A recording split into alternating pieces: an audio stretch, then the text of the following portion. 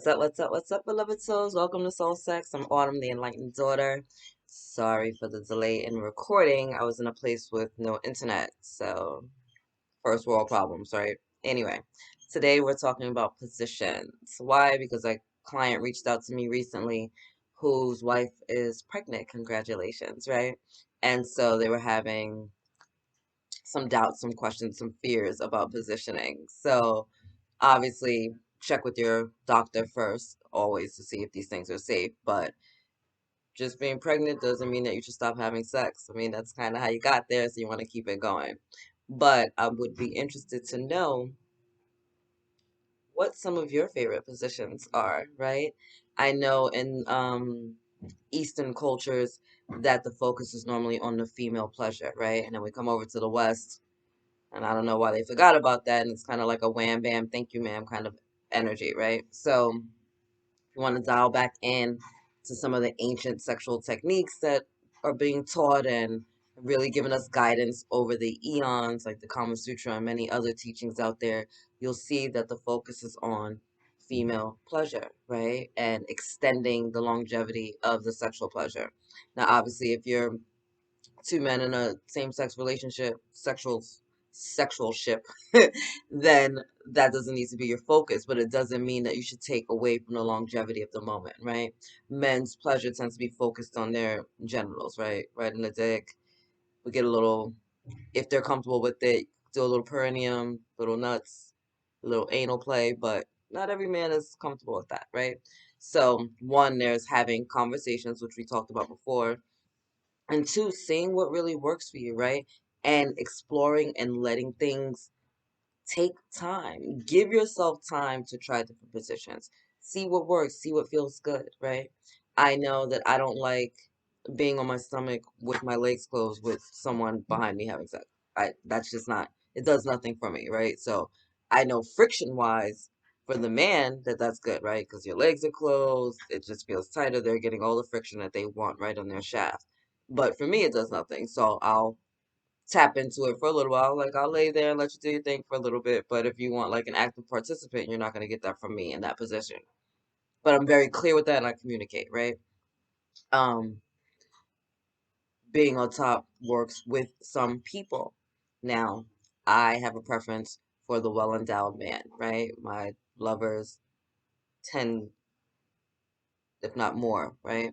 I used to do movies, obviously, so I'm a size queen, but that does not work for everybody. Many of my friends do not enjoy sexual pleasure with men that are that big because it hurts them, right? Because they haven't learned the tricks about communication and positioning, right?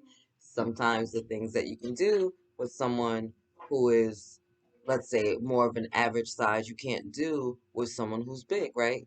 Sometimes someone who's big is going to hit areas that someone who's average size can't. So you have to switch up. I'm starting off missionary gives you a safe understanding and kind of guidance of what it feels like, what you're willing to really embody or intake, and you can move around, right? And literally move around. Move one leg up, one leg down. Move the other leg up, the other leg down. Put both legs up, right? Put both legs down. Open them even wider. Maybe switch to one side, right? One leg's up in the air and one leg's down. Go to the other side. There's so many different ways that you can try these things and again see what works for you. When I first not first. I was in a relationship with someone for like 10 years who was very well endowed, great lover. We had a lot of fun, super excited, really dynamic sexual relationship. However, during one of the times when we had been broken up, I had met someone else and was dating someone else who wasn't nearly as big as he was, but was able to help me get to my first orgasm, right? And so that was very unique for me because I was having this amazing sex with someone who was well endowed, but I wasn't having orgasms. I was coming, but I wasn't orgasming. When I met the other partner and was able to orgasm and realized how that felt in my body and how to get myself there, then when we got back together, I was able to use my new skills and tricks to get myself there. And then our sexual relationship took off to another level, right? So sometimes it's about the size of your partner, right? Do you like penetration? Do you not like penetration? Do you like anal penetration? Do you like vaginal penetration? Do you like oral penetration, right? Everything is not for everybody. Some things we can be worked up towards. Some things take a little bit of practice, right? With women, a lot of our stimulation is on the clitoral area, right? So if you have a man on top of you and you guys are missionary rubbing back and forth in the right position, your clit could be hitting like his pubic area, right? Which is causing that friction, which is causing even more arousal. If, let's say she's doggy style, right? And you're still trying to get that same stimulation going for her, right? Reach around. There's nothing wrong with reach around, grab that clit, and do a little fun. Same thing with your male partner, right? Say two guys, one's behind, right? You're penetrating anally, hitting that little mark inside of him. Give him the reach around, right? Cup his balls. There's nothing wrong with that. If you guys are missionary, right? And you're on top and his legs are up in the air, like give him a little ball play, right? Like throw it in there. Hit them nipples up. Like there's so much that can be done. I know men love doggy style, but there's other things. Women feel confident with being on top, right? Feel confident with taking the lead.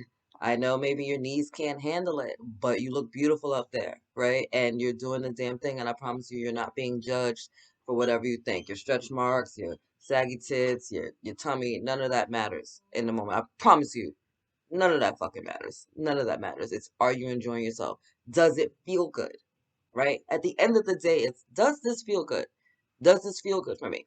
And there's some, again, there are times where you're just going to do something for your partner because it's more, they like it and you're into it and that's cool. But it shouldn't be the entire experience. It shouldn't be the entire experience where you're left unfulfilled and unsatisfied and they're chilling because you didn't say anything or because you guys aren't working together, right? Sex is about vulnerability. It's about honesty. It's about communication. And when we put those things together, we have a much better experience. You got to speak up. You got to be willing to move around, to adjust, right? No, this hurts. No, that feels good. Do this more. I don't like that. Yes, no, harder, faster, slower, whatever it is. Communicate, right? And don't be embarrassed about these communications and about the positions you like. There's nothing wrong with liking it from the back, with liking to be on top, with liking mission. There's nothing wrong with the things that you like. Adjust, adjust, adjust. Switch up, switch up, switch up. Don't always go to the same thing and make your life monotonous and boring, right? You can throw it in the mix though. I like to start off missionary, intimate, kissing, we're having that moment. But when we get down to the get down, nigga, do what you gotta do. You behind me, beside me, whatever, we wildin'. Woo, you know what I'm saying? Fucking shoe over here, wig over here, bra over there, boxes over there. Do the damn thing, right? Switch up. And again, everything is not gonna be for everybody. Depending on the size of her vaginal canal, will depend on what size dick she can take. Depending on the size of his shaft, will depend on what size dick you can take. You like it anal, it's the same thing. A lot of my girlfriends enjoy anal play. They're also, and it's funny because most of my girlfriends that enjoy anal play aren't size queens, which I found to be very interesting because a lot of my gay male friends are fucking size queens. You know what I mean? So I was just like, all right, girls, so what's up with that? You can take it, but you can't take it? I'm a trooper. Suck it up. My mom ain't raised no punk. Take that. Might bleed at the end. I might be walking a little funny. Might not be able to close my mouth, but I'm gonna be all right. I'm gonna be all right. Anyway, let's talk about positions. So hit me up, comment below. What do you like? What don't you like? What works for you? You know what I mean? Like, again, for the pregnant couple, I was guiding them. Yes, you should absolutely be having sex as long as it's comfortable for the mom and it's safe for the baby. Give her a chance to get on top. Work those thighs. It's only gonna help the baby come out of the vaginal canal when it's time to have the baby. Um, for the guy that likes to be behind you all the time. That's cool, but what about the intimate part, right? Like just give yourself some foreplay, give yourself some intimacy, give yourself the option to change things up. Even if you throw in, you can do the simplest things, like sit in a chair as opposed to laying in the bed, right? Bend over a couch, stand in the shower, right? Do things that are comfortable and safe and fun. It's really all about having fun. If you're not having fun, you're wasting your motherfucking time. You should be having fun. You should be orgasming, you should be looking at your partner the next day like, who am I and where do my morals go? You know what I mean? All right, anyway, I'm gonna leave it there. I love you. God loves you. Angels surround you, and I will see you freaks later.